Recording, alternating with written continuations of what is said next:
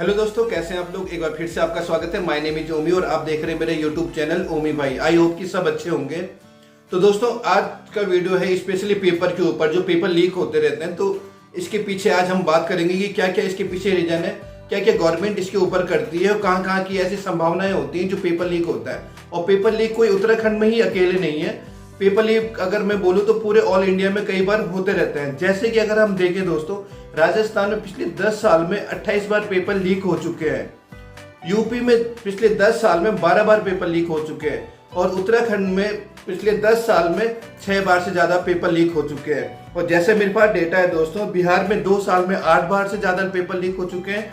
और मध्य प्रदेश में 3 साल में 5 से बार ज्यादा पेपर लीक हो चुके हैं। अगर कोई स्टूडेंट पेपर में गलती करता हुआ पकड़ा गया या पेपर में नकल करता हुआ पकड़ा गया, उसके लिए तो बहुत सारे नियम हैं।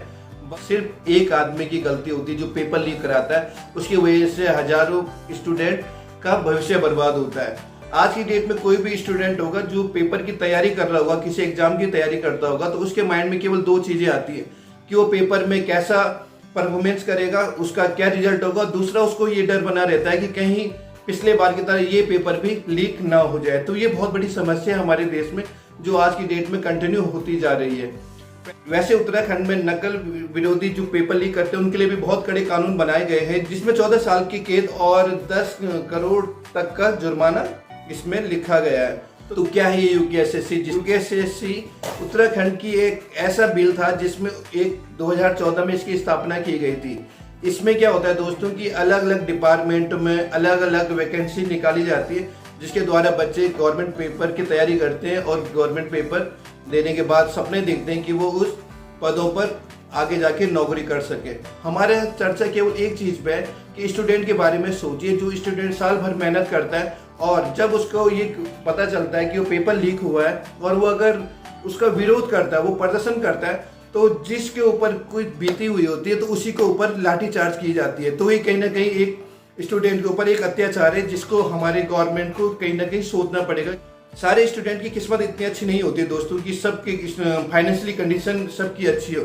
कई स्टूडेंट अपनी क्या करते हैं, खुद की पढ़ाई खुद करते हैं, खुद उनके ऊपर इतनी रिस्पॉन्सिबिलिटी होती है, घर भी चलाते हैं। और कई स्टूडेंट तो ऐसा होते हैं कि पार्ट टाइम जॉब कर करके अपनी एजुकेशन लेते हैं। वैसे भी आपको मालूम है कि एजुकेशन सिस्टम कितना महंगा है। अगर जब पेपर के दिन कई बच्चे अपने शहर से दूसरे शहर में जा जाके, आपने देखा होगा कितनी बसों में कैसे बैठे रहते हैं, कितनी ट्रेनों में बेचारे किस कंडीशन में पहुंचते हैं पेपर रूम तक। एक क्वेश्चन ही आता है दोस्तों, पेपर लीक होते कहाँ से? पेपर दोस्तों आपको मालूम है कि जहाँ पे पेपर सेट किया जाता है तो वहाँ पे ऐसे कंप्यूटर में सेट किया जाता है पेपर दोस्तों कि जहाँ पे उस कंप्यूटर में ना वाईफाई होता है, ना कोई कनेक्शन होता है, और यहाँ तक कि कोई चिप भी नहीं लगा सकता है। तो हैकिंग करने का तो कोई सवाल पैदा नहीं होता है। दूसरा मौका दोस्तों पेपर लीक हो सकता है जहाँ पे प्रिंटिंग प्रेस में जाके, क्योंकि प्रिंटिंग प्रेस में दोस्तों वो कई लोगों की निगरानी में जाके पेपर लीक होने की संभावनाएं ज्यादा बढ़ जाती है। तीसरी जगह दोस्तों पेपर लीक होने की ये है कि जहाँ पे वो बैंक लॉकरों में उसको संभालने के लिए रखा जाता है। दूसरा होता है दोस्तों, जो ऑर्गेनाइजेशन पेपर करवाती हैं, तो वैसी लास्ट तक जो कंट्रोलर होता है, जहाँ पे पेपर एग्जाम रूम होता है, वहां तक ये पूरा प्रोसेस है जहां तक ये पेपर लीक हो सकता है। अब ये पेपर लीक वही इंसान करा सकता है तो शातिर दिमाग का है, या जो एक करप्ट इंसान होगा वो कहीं पे भी रह के ये काम आसानी से करवा सकता है। जब बच्चों ने प्रदर्शन किया और गवर्नमेंट पे प्रेशर आया तो एसटीएफ की एक जांच हुई थी। एसटीएफ से पता चला कि एक इंसान संजीव चतुर्वेदी नाम के उनकी गिरफ्त में आए थे। उन्होंने कहा था दोस्तों कि उन्होंने प्रत्येक पेपर के, जैसे जेई, एई और जो लेक्चरर के पेपर थे, उनके जो उन्होंने पेपर बेचे थे, उन्होंने 30 से 35 से और 50 लाख तक के पर पेपर रेट बेचे थे।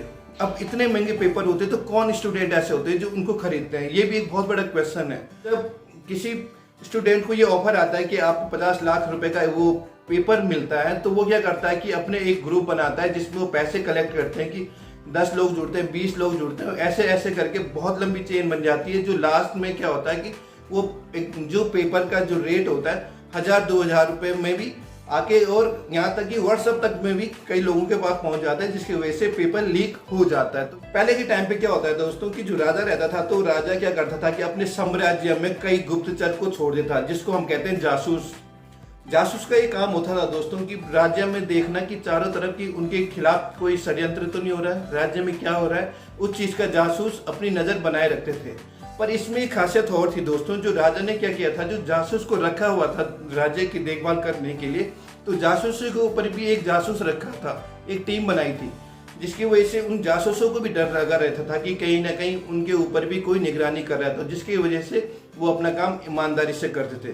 तो मेरा मानना है कि जहाँ जहाँ पे पेपर रखे जाते हैं, जहाँ पे उनको सुरक्षित रखा जाता है, तो उनके ऊपर भी कहीं ना कहीं एक निगरानी रखनी चाहिए, क्योंकि जब एक स्टूडेंट का भविष्य बर्बाद होता है उन लोगों के चक्कर में, तो इतना छोटा अगर हम कदम उठाएं, देखा जाए तो जो पेपर लीक कराते हैं तो उनकी एक टीम होती है कि अगर कल के डेट में ये पेपर लीक का कोई मामला आ गया था तो उन्होंने एक बंदा पहले से तैयार किया होता है कि आपको इसकी पूरी रिस्पॉन्सिबिलिटी लेनी चाहिए। पर इनका एक गिरोह का जो मेन सरगना होता है, ये आज तक कभी किसी के सामने नहीं पकड़ा गया। जैसे 10 साल में 6 बार उत्तराखंड में ही हो चुके हैं, तो ये कंटिन्यू इसीलिए होते हैं कि या इनको इतनी आसानी से कोई कड़ी सजा नहीं मिली आज तक, जिसकी वजह से किसी के दूसरे के जो करना भी चाह रहा है पेपर लीक, उसके मन में कोई डर हो। तो ऐसा कोई सिस्टम नहीं बना है, पर यहाँ पे स्टूडेंटों के बहुत आसानी से इनको सजा मिल जाती है अगर ये अपना प्रदर्शन विरोध करते हैं, पर इनको जो न्याय मिलना चाहिए इसमें थोड़ा देर हो जाती है। ये गवर्नमेंट कोई भी हो, राज्य में कोई भी शासन कर रही हो, वो हर गवर्नमेंट को इस बारे में सोचना चाहिए कि उनको क्या क्या नए नए कदम उठाने चाहिए, क्योंकि करप्ट इंसान कहीं पे भी हो सकता है। तो ऐसे एक नए नए कानून लेके आने चाहिए उनके लिए कि करप्ट इंसान करने से पहले 100 बार सोचे। आप लोगों की क्या राय है, क्योंकि कोई भी आइडिया छोटा नहीं होता है, कोई भी एक ऐसा आइडिया जो आगे जाके इन जैसी जो पेपर लीक होता है, पेपर लीक को होने से रोक सकता है। तो आप हमको अपने विचार कमेंट के द्वारा बता सकते हैं, क्योंकि कोई भी आइडिया किसी बच्चे का भविष्य बदल सकता है। तो दोस्तों आज के लिए भाई इतना ही। Thanks for watching.